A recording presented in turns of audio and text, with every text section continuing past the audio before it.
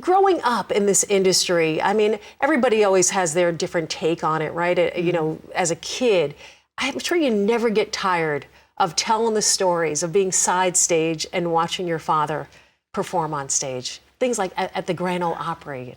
Oh, yeah. Yeah, and it's funny because when you have a famous parent, it's like there's a double. They have a double. And one is just the person you see going around the house in their boxers. So does Dad. And grounding you occasionally, and Mama waiting on him, and all this stuff. And then you have Showbiz Daddy in Rhinestones. And I called him my silver line daddy because I would stand in the wings at the Opry and he'd be backlit.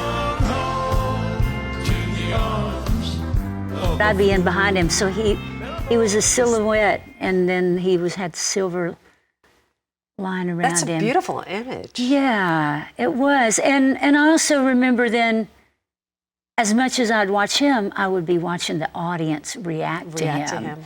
But I'd be watching Daddy many, many, many, many nights. And it would look like somebody had pumped happy gas into the theater. I could talk about that all day long. You know, he would just charm the socks off of everybody. He just would get them right there.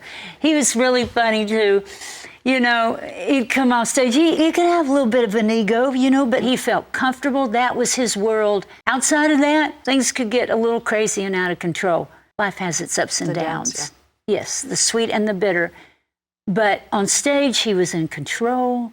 That was his world. It was his world, and he'd come off stage, and he knew that he'd killed it, and he'd go, "That ought to hold him." I love that. And I just loved it.